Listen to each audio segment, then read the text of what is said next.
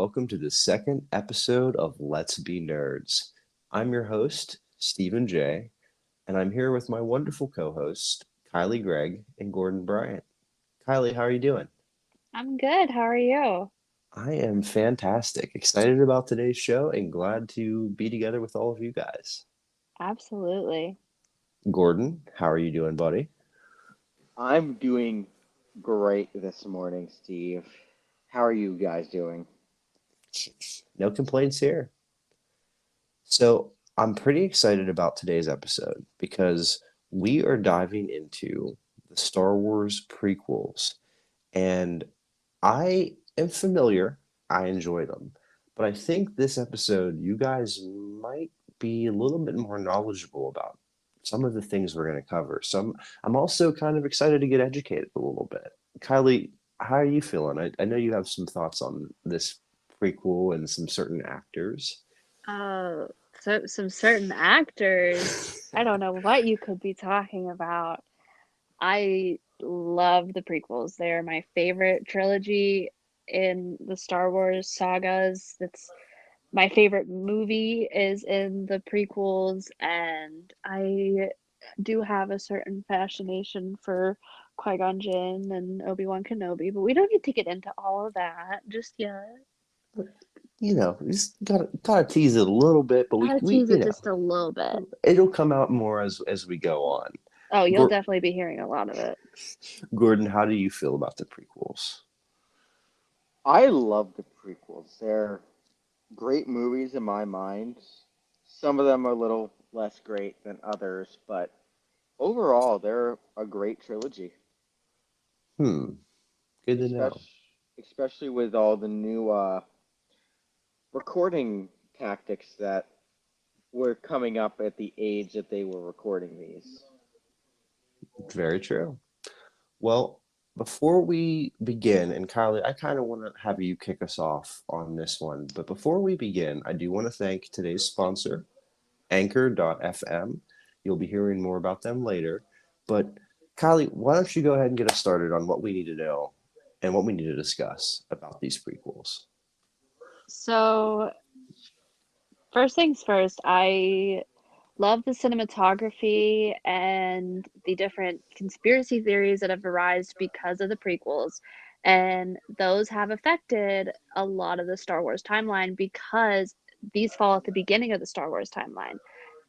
And it's just, I like how a lot of the things carried over into the newer trilogy. I know other people don't.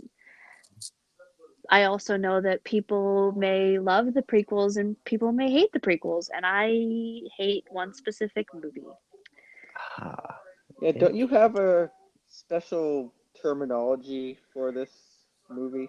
The Fast and Furious of Star Wars, and because of, it's cour- a of course, we're referring to racing. the Phantom Menace, right? Yeah, the pod racing. And the only reason I love that movie is because of Liam Neeson. That's it. It's the What's The only not to pro. love? the Liam Neeson crush is very real. I'm pretty sure he was only there because someone took his daughter or something like that. Yeah. I'm not What if sure. Padme was Qui-Gon Jinn's daughter?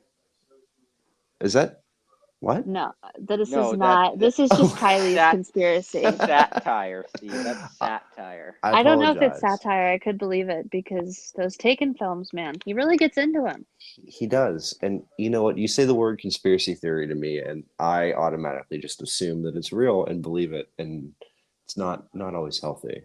It's always real until proven otherwise. Amen.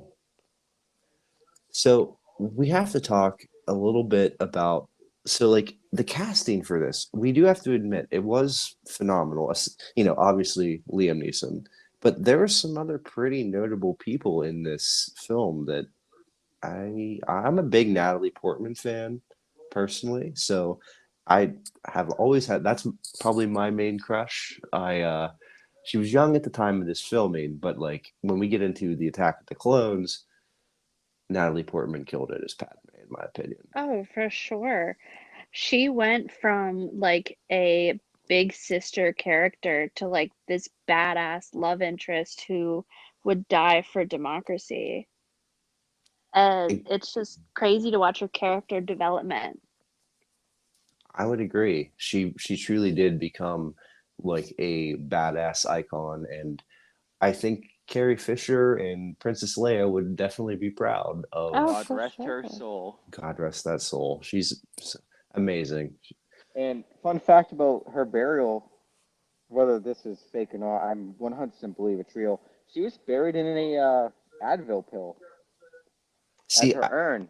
I am very hesitant to use the term fun fact about someone's burial, but go ahead. So she was in an Advil pill. Yes, she part of her was cremated and was kept in an Advil urn for whatever reason. Just another one of her apparently jokes that close friends and family would have gotten. Hmm. Interesting. And what wasn't she like? What wasn't there like an end goal with that? Like, didn't I think there was, but I can't remember at this time. oh see, she wasn't like shot into space or anything crazy. Is that another conspiracy theory that I just bought hook, line, and sinker?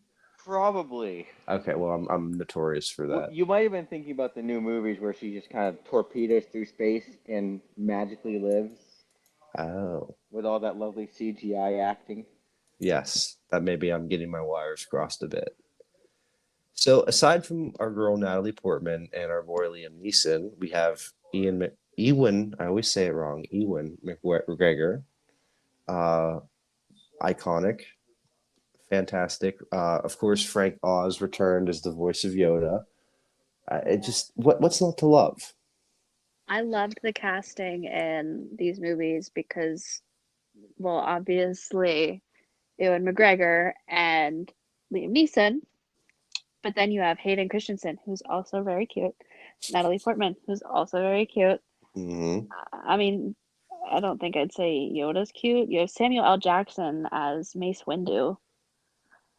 Like, Yeah, you have a lot of well-known actors. And I think that that's kind of like, that legacy cast, like you said, like Samuel L. Jackson playing Mace Windu. That is probably one of the smartest casting choices because, I mean, Oh, he's for sure. good in everything he does. Again, the crush on Hayden Christensen and Natalie Portman is so real. you guys know they went through over 300 aluminum lightsabers in that film. Those three films combined, sorry. Really? Yeah, over 300 just because Hayden and U- Ewan McGregor just would go at it way more than they needed to. So they just kept bending and breaking. Definitely a different play on the term sword fighting. I had to make the joke. I had to do it. So And Definitely. I'm sure we all know why Samuel L. Jackson had his famous purple lightsaber. Because he wanted it. Yeah, didn't because he he asked for it. request it? He will. There's actually a video on YouTube you can watch him going up to George Lucas and asking, "So when do we get to pick our lightsaber colors?" And Lucas tells him, "Well, generally the good guys are blue and green, bad guys are red." And he just asked him, "Well, what about purple?" And Lucas said to him, "We could probably make that happen." See, Wow. I like Mace Windu's lightsaber being purple is because he almost leans a little towards the dark side a little bit. When you're watching his battle with Senator Palpatine in um that's in Revenge of Vengeance. the Sith, yeah. Yeah. Like he almost kind of like pauses, like he doesn't want to kill this guy. And I don't know if that's because he's influenced by the dark side of the Force, if that's because of Senator Palpatine's manipulation of the Force and possible manipulation of Mace Windu, but I hate Mace Windu. I have a burning hatred for him. Really? I could I never hate Samuel L. Jackson, no matter what role he okay, plays. I don't hate Samuel L. Jackson. I hate Mace Windu. So you He think he is such a fence rider. Like okay. he can't pick a side. And then he is the whole reason why Anakin turned to the dark side of the Force. I don't think we can go that far to say that. That's not fair. But That's not the reason. if Mace Windu, he was the main person being like, he can't be a Jedi because He couldn't be a Jedi this, Master this, and this. Yeah, he couldn't because be a Jedi Master. Yoda sensed great fear in him and his eventual turn to the dark side. But then So they Mace didn't Windu want had a him lot on of the. impact on that. And then without Mace Windu's constant like belittling of him and everything like that, I don't think that Anakin maybe would have turned so abruptly, but a lot of people think that Mace Windu did that because he was in conspiracy with the dark side of the Force Well, and there was is like, this. we're gonna make Anakin hate his life as a Jedi and he's gonna want to turn because he can't get any power. Well, there is the theory that Mace Windu is Supreme Leader Snoke. I've never seen that. It's not a well-known theory, but as we all know, Snoke's face is disfigured quite a bit. So is his hands and arms, and that could be due to when Palpatine shot him Yeah, the lightning out strike. of the window, and Hmm. his hands could just be as the Sith have very unnatural powers, kind of regenerated his hands in a fashion, and that's why he has hands whenever we see him in the newer movies.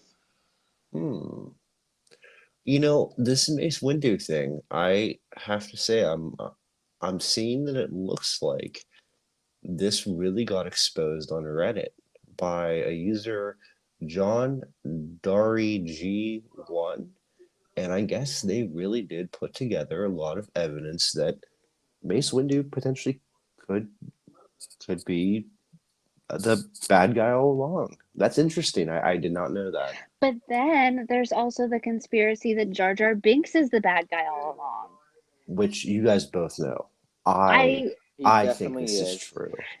It's so No way he's not. insane. And like everything that Jar Jar Binks has done that proves this, like obvious he is such an over the top, just annoying, clumsy, quote unquote funny character. And I think he does Heavy it on quotes. purpose. Heavy quote funny. Now, Kylie, you were explaining to me, and this unfortunately this wasn't on the show when we were discussing this, but can you explain again the power exchange that happened between Padme and Jar Jar and what your thoughts on that were? Because that was interesting to me when you broke that down. So basically, at the beginning of Attack of the Clones, Jar Jar became a representative in the Galactic Senate.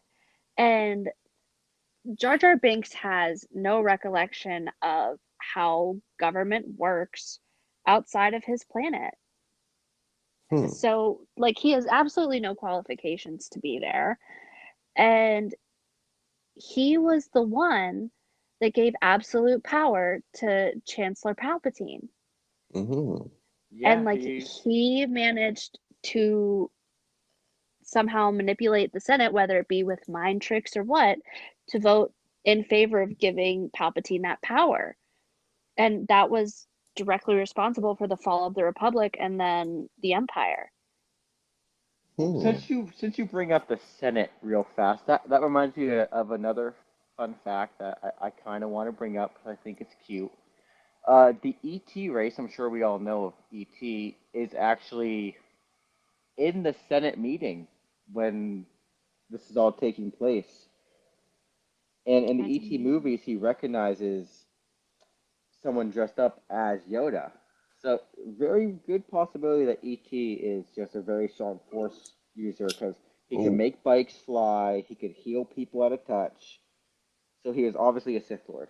wait a Definitely a minute. Sith power. You have to backtrack on this because you just dropped a bomb. You're You just talking dropped like about so much information. So you're talking about E.T. as in the extraterrestrial movie with Haley Joel Osment, like back in the day, right? Yes, as if you rewatch the movie, you'll see him recognize and try to communicate with someone dressed as Yoda. meaning he knows who Yoda is. This being his first time on planet Earth, mind you. There's no Gordon, way he could know Yoda just by coming to Earth once and not seeing the movies. Gordon, with peace and love, I am fact checking your ass so fast on this one. So, And even more points to why he is a Jedi is he's able to make a bike fly. Sorry, not a Jedi, a Sith. He's able to make bikes fly, other people fly, which is just very powerful Force user. And he was able to heal the kid with just his finger, which only the Sith have that power. wow. I am shocked to say that Looper, if you guys are familiar with that media outlet, Yes, I am. they actually have a full article on this, Yeah, corroborating this. I'm shocked. like it's so bizarre. And then like you guys know how like when you do your Jedi mind tricks and you try to like you're like you do not want the cracker or something like that. And then he's Mhm. like, "Oh, I don't want the cracker." I don't know where that came Yeah, from. It just did. But when he's talking to the Senate, anytime he's trying to convince them, he's moving his hands so much. Similar to that Wow. that how definitely does. you move your hands like to the side when you're trying to use a Jedi mind trick on somebody. Like old Obi-Wan did in A New Hope, changing the Star or Stormtroopers' direction so that he could deactivate the shields on Hmm. the Death Star. And the craziest thing is, like, since I told you this theory, Steve, like, Mhm. what, maybe a month ago, I'd say, yeah. I have found out that George Lucas, who his Jar Jar Binks is George Lucas's favorite Star Wars character, has said that Jar Jar Binks is, quote, the key to the whole saga. I have read this, I and read that too. but here's my thing: is and this is, and again, Kylie, you gave me a conspiracy theory. I'm obviously hooked. But this is this is the only thing I'm going to say is they think that at the time what he might have been referring to was the fact of him being the first fully CGI character. That he meant that they could expand the universe so much more based on that. Again, this is all interpretation. So it could have been that he is the Sith Lord and he is the key in that sense. But part of people's interpretation is maybe because of like the technology. It's hard to, can you believe we're talking about Jar Jar Binks in regards to like technology because of I just how his know. character is? But people are saying that he might have been referring to the fact that it's like the sky's the limit as far as what we can create. Now, I I would agree with you Mm, completely, except that the actor who, or the voice actor that did Jar Jar Binks hmm. had tweeted at some point, quote, I will say this, it feels really good when the hidden meaning behind the work is seen, no matter how long it takes. Hashtag TPM, which means the Phantom Menace. That the hair on my arm just stood up. So Ahmed Best actually tweeted that after all of Yeah. this time, he like. So do you think he was in on it? Like, do you think that they like pulled him aside in production and were like, "Hey, your I mean, character, I feel like when you're given the opportunity to be a character and you get Jar Jar Binks, I feel like there's not a whole lot of people who would have taken that role. that's true." And I feel like there kind of has to be something behind it because Jar Jar Binks is just such a interesting character. And then for him to just be kind of like a comedy aspect or comedic aspect, and then it's weird. Well, Do you guys know who George Lucas based Jar Jar Binks off of? No Mm, idea. no. I don't think you're gonna believe me for this, because it made me have to do a double take when I found this out. He's based off of Goofy, Like yuck yuck Goofy from like Disney, Mickey like and Friends. Mickey and Friends I Goofy. see it. I wouldn't have thought it, but now that you say it, I mean, you look at like the ears and whatever you want to call it. I assume that's his ear. Like I can kind of see it, but I would have not ever put that two and two together. And apparently, the one who ended up voicing him wore a prosthetic costume which cost about 100 grand Wow, just to be a reference for the actors to interact with Wow. on set and stuff like that. that's interesting. I would not have known any of that. So I guess this we should just probably come out clean right now and say this is probably a conspiracy theory podcast. Is there any other ones that we want to dive into? Because, like you said, Kylie, the prequels have bled into so many other things throughout the franchise that I think there's probably more theories that we need to touch on since we're hitting on so many. For sure. I One think. of Sorry, Kylie, go ahead. one of my favorite conspiracy theories from the prequels are ones about Anakin and Padme because their relationship never really sat right with me. It was kind of just like Padme went from viewing Anakin as like a little brother figure in The Phantom Menace, even in Attack of the Clones, saying, I see you as a little brother. I can remember when you were little, stuff like that, stuff along Mhm. the lines of that, to then being full on in love with him and getting pregnant with his baby. In the progression of whatever number of years in their universe, but and for us as the viewer, it would happen in three movies or less. I have to say, I agree with you. It was a weird shift from how they presented the relationship, where I was imagining it more like a Luke and Leia type of bond, and then it went to sexual. Yes, And very fast too. it is so bizarre that I never like thought of this until I found the theory is that Padme was under Anakin's Jedi mind tricks. What? Yeah, like because she never loved Anakin and Anakin was so desperate for love after losing his mother, Anakin used Jedi mind tricks on Padme to make her fall in love with them. But to be able to go under Jedi mind tricks, you have to be weak-minded, And, and she is anything but weak-minded. but it kind of would make sense from that approach, though, because of the age difference. He might have saw her instead of a brother sister bond. He might have saw her as like a maternal figure, is what that would imply.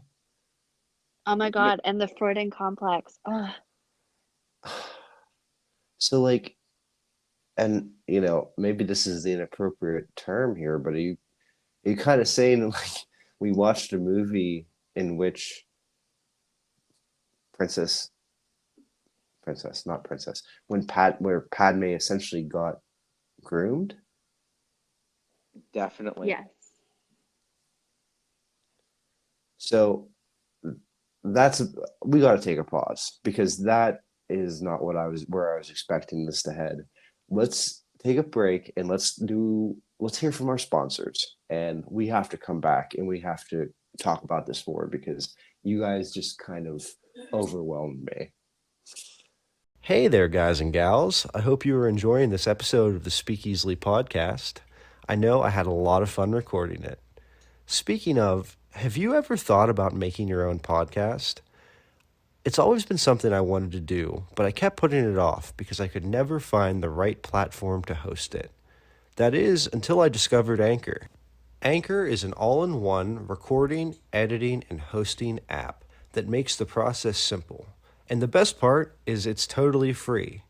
And I mean genuinely free. And if you're someone like me who has a love-hate relationship with editing audio, let me tell you this, I was blown away by how user-friendly the in-app editing tool actually is. My favorite part, I must admit, is the distribution. Normally with new podcasts, you have to submit your show to various platforms individually, which can be time-consuming and very frustrating. But with Anchor, they do the legwork for you. They'll submit it to Spotify, Apple, Castbox, Google, and several others with just the click of a button. Plus, unlike other platforms, there is no minimum requirement for listeners, so you can monetize your podcast and start earning right away. So, download the free Anchor app available in the App Store or on the Google Play Store, or do what I did and head over to anchor.fm to get started today. Thank you, Anchor, for sponsoring this podcast. I guess this means the next round's on you. I'll drink to that.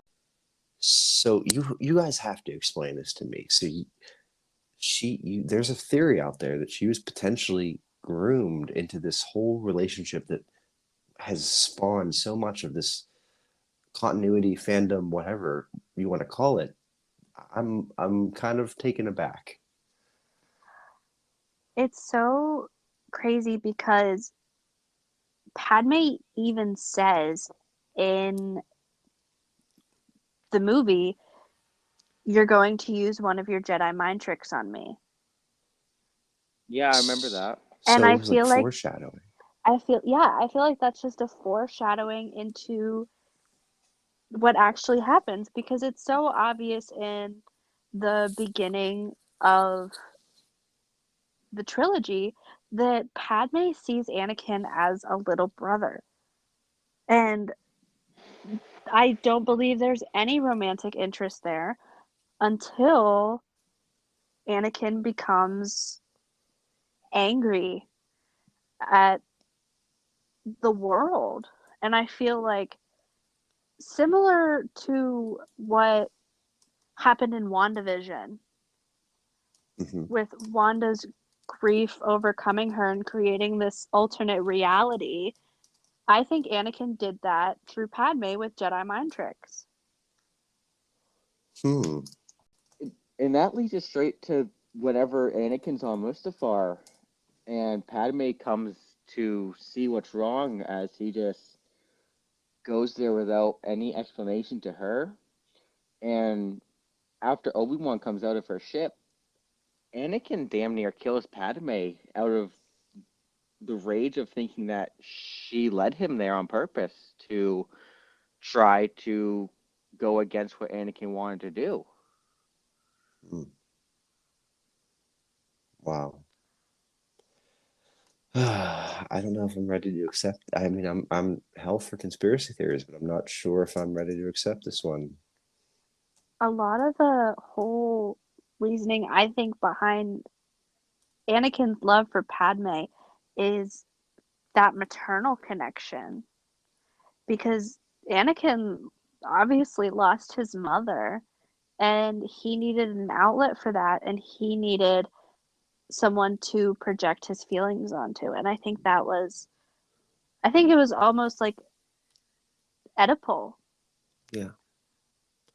And if you think back to it, it's kind of like showing, and bear with me, I might be getting a little philosophical here, but if you look at the original three films, when Luke lost so much, I mean, Uncle Ben, he lost Uncle Ben. Is that Spider-Man? No, Or is you're it? right. Okay. For a second there, I was like, wait, did I just misquote?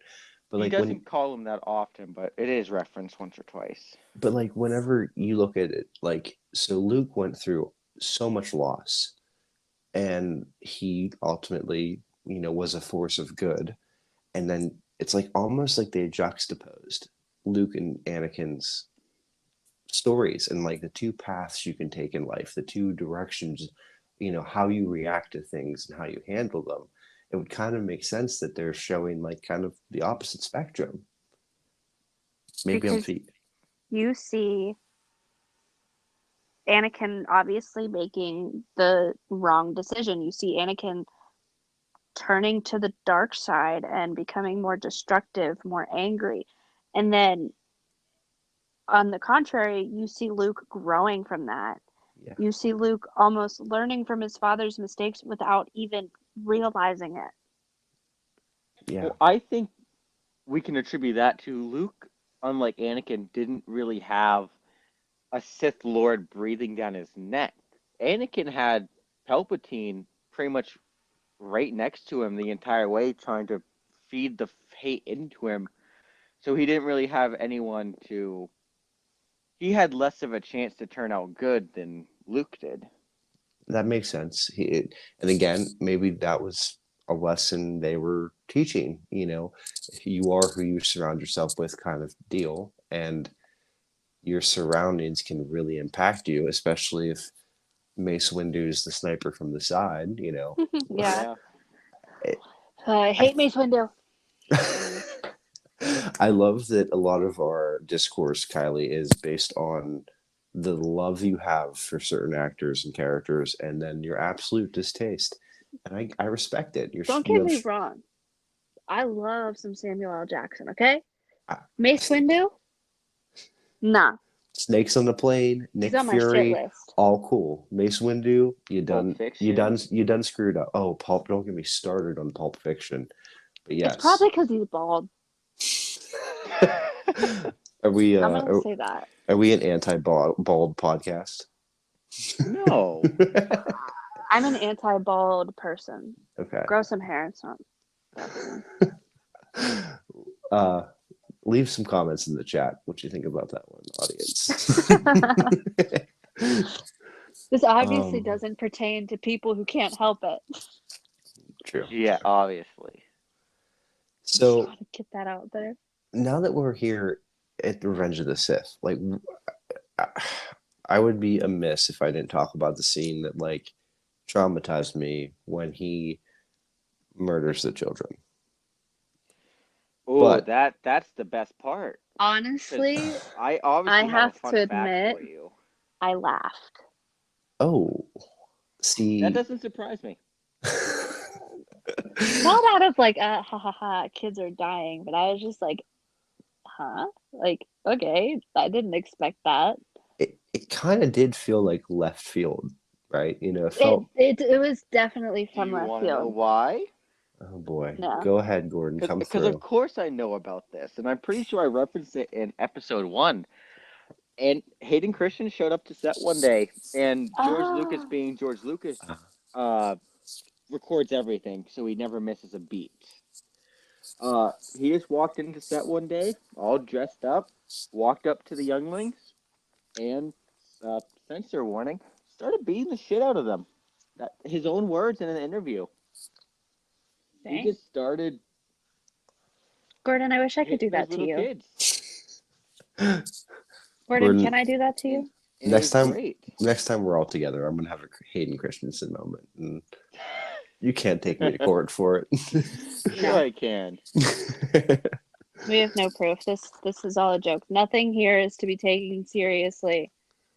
Allegedly, that's my favorite word. We have to all get used to that on this podcast. Everything's Allegedly, alleged. of course. Yes, allegedly.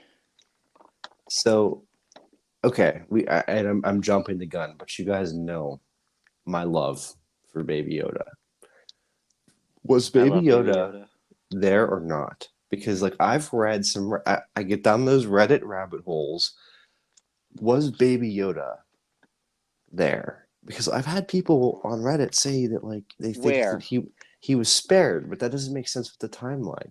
When No, no, okay, it Okay, did I'm jumping and saying no because it makes no sense with the no. Mandalorian timeline, timeline. right? Okay. Okay, It does. No, it does make sense with the Mandalorian timeline, and let me tell you why. okay. Grogu Me. is um, I agree with about my boy. 50 years old in the TV show The Mandalorian. Hmm. It is rumored that he might have been in the Jedi Temple, but was hiding due to his strong connection with the Force. Okay, Unlikely, very unlikely, because he would have been so young, he wouldn't have been able to do anything of useful in a Jedi Temple. There was no reason for him to be in the Jedi Temple. okay. But like when I read that on the and like the Reddit rabbit hole that is literally the epitome of Reddit, I was like, that just hit. 'Cause, I have trauma from watching the scene in theaters, and I'm thinking like my boy Grogu could have potentially been hurt. It was a lot of PTSD for me in the sense of reliving that scene, and God forbid, that would have been where Grogu's story had ended. I wouldn't have handled it very well, honestly. I I don't think I laughed. would have either. I thought it was a Didn't very Uh, funny scene. I think it's Still like when doesn't those surprise me. memes, it's just like a cat dancing, and then all of a sudden someone pulls a gun on you. Like that's just that's just where my mind was at. That's my ADHD explanation of the day. makes sense. And that's I laughed at a lot of scenes in these movies because I was like, well, these are supposed to be sad, but I don't deal with that. Yeah, it And just doesn't, reson. It doesn't resonate. no, Yeah, yeah. we all Hmm. know I like to bully people and I like to watch little kids get shit on. Half of why we started this podcast was to bully Gordon Yeah, directly. I it, I say I'm okay with 75%, it. but that's my personal stake. per- Personal vendetta. It's okay. Yeah, All I'm I right. get okay with joy it. from it. I'm able to So defend myself well enough. you do. You handle your own. But okay, we're on Revenge of the Sith. Any other conspiracies that you want to drop on me for me to spend 3 hours too much tonight uh, researching and obsessing over? Not exactly conspiracy, but I can give you the background of why Obi-Wan's character used "I had the high ground." Oh, okay. Well, at Uh, least a little bit. I'm not, I don't remember it perfectly, but I have a general idea of how that idea came to be, and it's Hayden and McGregor uh-huh.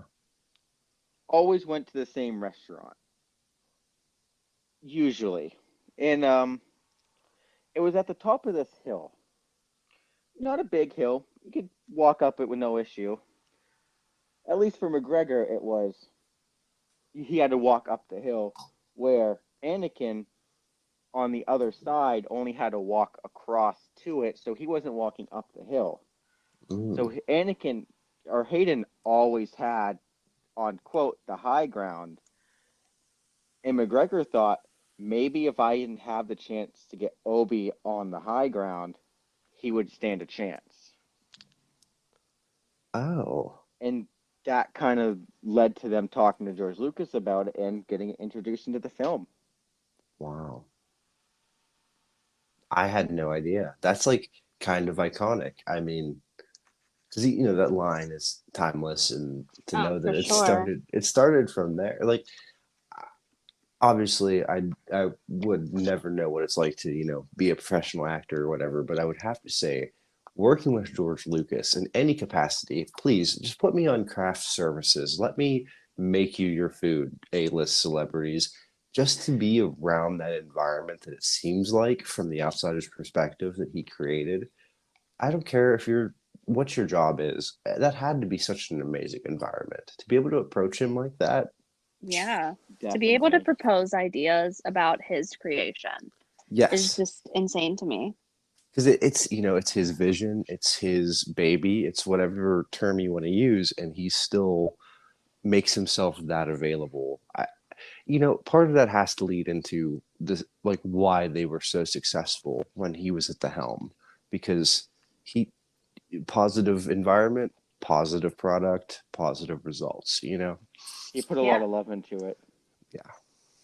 And Gordon, I'm gonna jump ahead, and I don't want to throw this curve to you, but like we're going to be talking about all of the films in the franchise. But Yes. like, can you give me a little teaser about like how he felt about the new series without spoiling in the next episode regarding this? Because he didn't I quite feel this way. I definitely can. But before we jump into that, I want to backtrack a little bit because you asked if I had any other bombs to drop on you regarding conspiracy theories, and I just remembered one that you might find interesting because it kind of makes sense in the Okay. fact of we all know that Ray Skywalker, well, sorry, Ray Palpatine is a Palpatine. Um, it is rumored that Palpatine revealed to Anakin that he created for him from the midichlorians and is thus his father. I don't like that. Oh. I don't either. No, it doesn't. But it fully makes sense. Personally, I don't think it does. Well, And with that's just my personal opinion. Like yeah, walk me through this. So give me this one more time so I can process it again. I'm not. This is a like the stretch of a stretch for Like the Reddit rabbit hole of a Reddit rabbit hole. yeah, and then going to like MySpace and finding this in someone's like recommendation from 5 years ago. Is Palpatine reveals to Anakin that he created him from the midichlorians, and thus would make him And his father. yeah, he created him from the midichlorians in Shmi's womb. And Oh, then thus that created Anakin. Which But would I be don't why he's like so that theory. strong with the Force and I was don't so like that easy to theory. turn. I mean, I'm not gonna like dismiss it, but I don't And like why it. he could have been, and why Anakin was thought to be the child of the prophecy to bring down the dark side, which eventually, of course, he does in his own way. He throws Palpatine out of a ship, and then, of course, Palpatine comes back for no reason with no explanation, but that's for the third installment of the Star Wars talk Yes, show. and there will be more to come. And just to bring it to what you asked of me, George Lucas had a lot of mixed feelings for what Disney did to his creation, as he had the scripts damn near completed when they bought off of him. Hmm. I won't spoil anything until we cover that, but I can definitely say it is going to be a juicy conversation.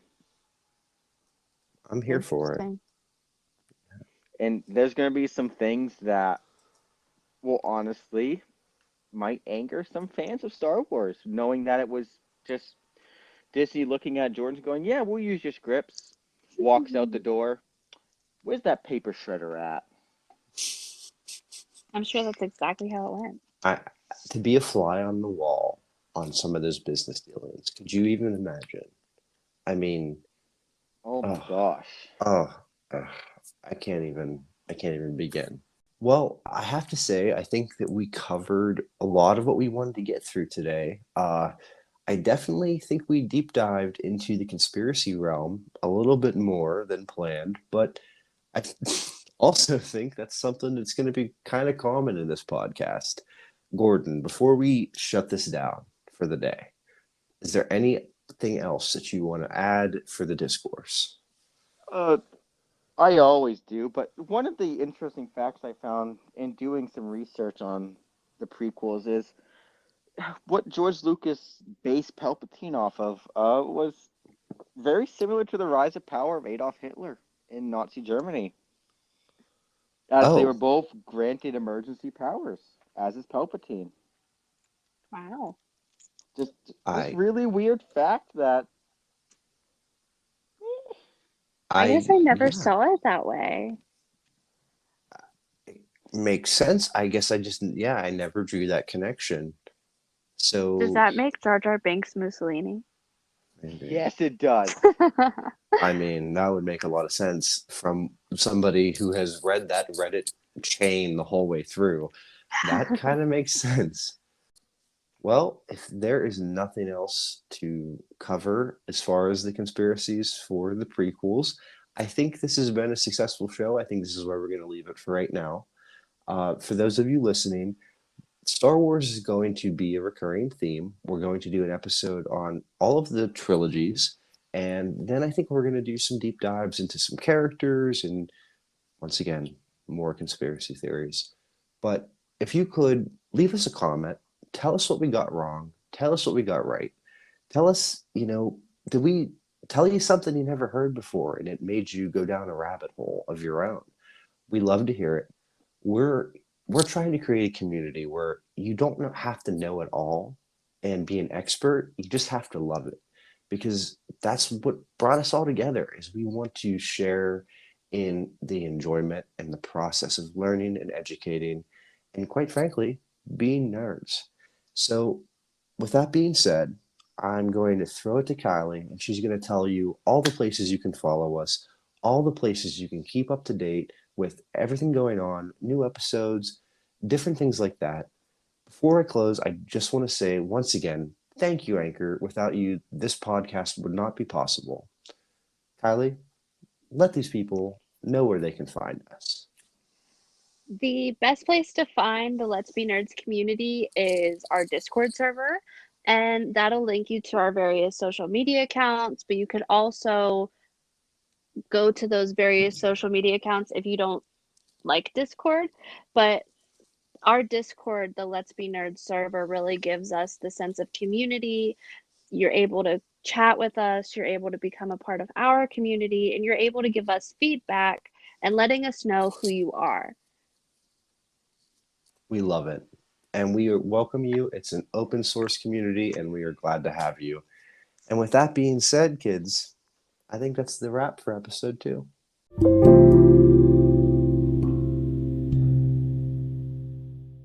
This episode of Let's Be Nerds is hosted and produced by Gordon A. Bryant and Stephen J. McLean. Today's co-host was Kylie Gregg, our social media manager. Let's Be Nerds is a production of Speak Easily Productions. Let's Be Nerds is hosted and sponsored by Anchor.fm. To keep up with the latest about our show, follow us on Twitter at Let's the letter B Nerds, or join our Discord server, which will be linked in the description box below, along with our Patreon. Also, a special thanks to Robert V. Jacobs for composing our theme song. You can follow his Instagram at Bobby_Specter. Also check out Stephen J's YouTube called The Speak Easily with Stephen J. You can also find him on Twitter and Facebook under the same handle, or on his Insta under Speak Easily Stephen J.